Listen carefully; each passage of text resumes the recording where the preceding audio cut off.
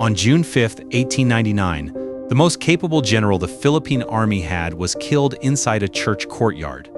Not by American soldiers, though the Philippines was at war with the United States at that exact moment. He was killed by his own guards, men who answered to his own president. This is the second time in 2 years that a rival of Emilio Aguinaldo had died under circumstances that left Aguinaldo just far enough away to deny knowing anything about it. This is the story of Antonio Luna, and it will lay out exactly what's documented, what's disputed, and what still can't be proven either way. Start with who he was. Antonio Luna was born on October 29, 1866, in Binondo, Manila, the youngest of 7 children in a family that was already becoming notable in its own right. His older brother, Juan Luna, would go on to become one of the most celebrated painters in Philippine history, famous for large historical works that are still displayed in national collections today. Antonio took a different path. He studied pharmacy and later specialized in medicine, focused specifically on contagious and infectious disease, training in Manila and later in Madrid. Alongside his scientific work, he wrote newspaper articles criticizing Spanish colonial rule under a pen name, which eventually caught up with him. He was deported and jailed in Spain during the outbreak of the 1896 revolution, caught up in the same wave of suspicion that swept up so many educated, outspoken Filipinos of his generation. After his release, Luna turned his attention seriously toward military science, studying European tactics and strategy in genuine depth rather than picking it up informally the way most revolutionary officers had to. Back in the Philippines, he organized professional guerrilla units known as the Luna Sharpshooters and, working alongside Miguel Joaquin, the Black Guard, he recommended founding the Academia Militar, the country's first formal military academy aimed at giving Filipino officers real institutional training instead of relying purely on battlefield improvisation. In the fall of 1898, Aguinaldo, impressed by his ability and his formal military knowledge, promoted him to commanding general of the Philippine Army, succeeding Artemio Ricarte. Luna built what's now studied as the Luna Defense Line, a 3-tiered defensive strategy that gave American forces genuine, serious difficulty in the provinces north of Manila, eventually contributing to a military stronghold in the Cordillera Mountains. By nearly every historical assessment, Filipino and American alike, he was the single most capable military mind the Revolutionary Army had. Even though he personally never won an outright battlefield victory against the Americans, his real strength was defensive strategy and military organization, not battlefield glory. He was also, by every account, extremely difficult to work with. His temper was volatile and well documented at the time, not just rumor passed down after his death for dramatic effect. He disciplined subordinates harshly and publicly, including members of Aguinaldo's own presidential guard, the Kawit company, men who, crucially, answered only to Aguinaldo personally, not to the broader military chain of command Luna otherwise controlled. It's worth noting directly, the Kawit company was the same unit connected to the earlier killing of Andres Bonifacio and his brother Chiriaco back in 1897, which tells you something about the role this particular group of men kept playing at moments of internal conflict within the revolutionary leadership. Luna had also had Felipe Buencamino, a civilian figure close to Aguinaldo who served in his cabinet, arrested at one point on suspicion of holding pro-American, autonomist sympathies rather than supporting full independence. This wasn't a minor bureaucratic disagreement. Buencamino was personally humiliated by the arrest, and he would be one of the men in the room in Cabanatuan on the day Luna died. These weren't abstract political disagreements playing out at a distance. They were direct personal grudges, held by men who would later be standing a few feet away from Luna when he was killed. By the spring of 1899, those simmering tensions collided with something much bigger than personal friction. The Philippine-American War had broken out in February of that year, following the outbreak of hostilities near Manila, and the fledgling First Philippine Republic was fighting for its survival against a far better supplied American army.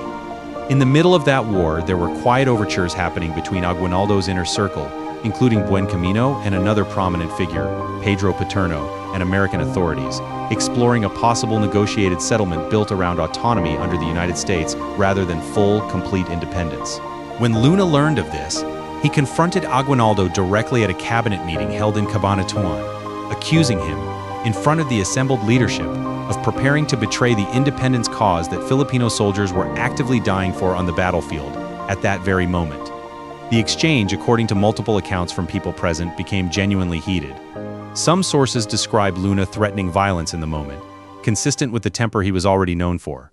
Whatever was said exactly, word for word, It's clear that after this confrontation, Aguinaldo no longer saw Luna as simply an insubordinate, difficult general to be managed. He saw him as a direct rival for control of the movement itself, the same category Bonifacio had occupied 2 years earlier. On June 2, 1899, Luna received a telegram, signed in Aguinaldo's name, ordering him to travel to the new capital established at Cabanatuan to help form a new cabinet, a role that would have meaningfully expanded his political authority beyond the purely military command he already held. This isn't just a claim passed down through oral history and later retellings.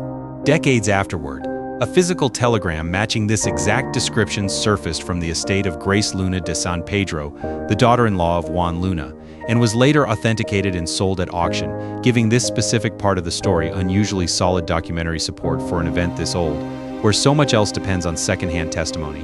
Believing he had been given real authority and a genuine seat at the table, Luna set out immediately from his headquarters in Bayambang, traveling over 100 kilometers to reach Cabanatuan. He rode first by train, then switched to horseback, then continued by carriage, riding along the way to Arcadio Maxilom, the military commander of Cebu, urging him in his excitement to stand firm and hold the line while he secured this new political footing.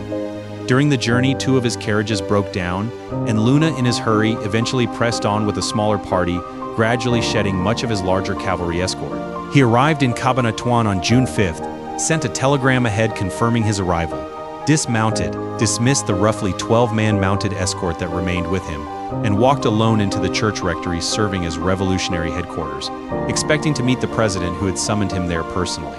He was told Aguinaldo had already left. Accounts differ on exactly where he'd gone. Some sources say San Isidro, others say he had actually traveled to Bamban in Tarlac, but they agree on the essential fact that matters most. The meeting Luna had traveled over 100 kilometers for wasn't happening, and no one had bothered to tell him before he made the trip, and arrived expecting it. Luna was furious, and by multiple accounts made no effort to hide it. He argued loudly with the officers present, including Felipe Buencamino, the very man he had previously had arrested. As he turned to leave the building, a single rifle shot rang out in the plaza outside. What happened in the next few minutes is documented by multiple independent witnesses, including a formal statement later given by 2nd Lieutenant Juan Paz, who had commanded Luna's cavalry escort earlier that day, though the precise sequence of events varies slightly depending on exactly which account you read. Captain Pedro Janolino, one of the officers Luna had previously disciplined and humiliated, sprang out and attacked him with a bolo, striking him in the head and wounding him badly. Members of the reinstated Kawit Company Guard, the same unit disarmed once before and then reinstated by Aguinaldo, then opened fire and closed in with bayonets and blades. Luna, already wounded and bleeding heavily, still managed to fire his revolver at one of his attackers before staggering out into the open plaza. His aide, Colonel Francisco Roman, rushed toward him to help and was shot and killed in the attempt.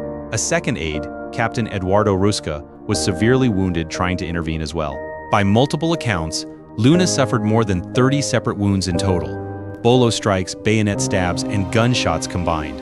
A lesser man, as one historian later put it, would have died instantly from half of those wounds alone, as he finally fell.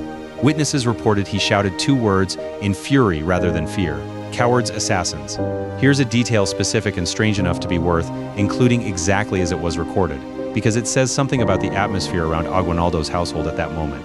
Aguinaldo's own mother, watching the killing unfold from a church window above the plaza, was quoted afterward asking, in Tagalog, whether Luna was still alive. It's a small, genuinely chilling detail, and it comes down to us through contemporary testimony collected at the time, not later dramatic embellishment added for effect. Now, the part of this story that genuinely cannot be settled with full confidence and deserves to be treated that way rather than flattened into a simple, satisfying answer either way. Aguinaldo was not present in Cabanatuan when Luna was killed. That absence gave him what historians describe plainly, almost clinically, as plausible deniability, and Aguinaldo maintained for the rest of his long life that he had nothing to do with the killing. The men who actually carried it out, including Janolino, were formally investigated afterward, under a supposed inquiry. Not one single person was ever convicted for Luna's death. In 1933, more than 3 decades after the fact, a general named Pantaleon Garcia stated publicly and in writing that he had personally received a verbal order from Aguinaldo to assassinate Luna at Cabanatuan, but that illness had prevented him from carrying out the order himself, and that the Kawit soldiers had gone ahead and done it without his direct involvement. This is a serious, specific, and direct claim from someone who said he was personally ordered to do it. It's also worth being fully honest about the context surrounding it.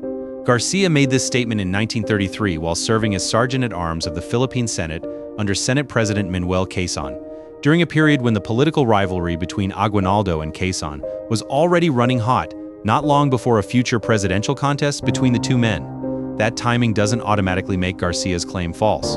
It does mean a reasonable, careful person should weigh it, knowing exactly when it surfaced and in exactly what political climate it was made public. Separately, American newspapers at the time, including the San Francisco Call and the Seattle Post-Intelligencer, reported flatly and immediately, within days of the killing, that Luna had been assassinated on Aguinaldo's direct order, framing it explicitly as the dictator removing a rival grown too ambitious and too popular.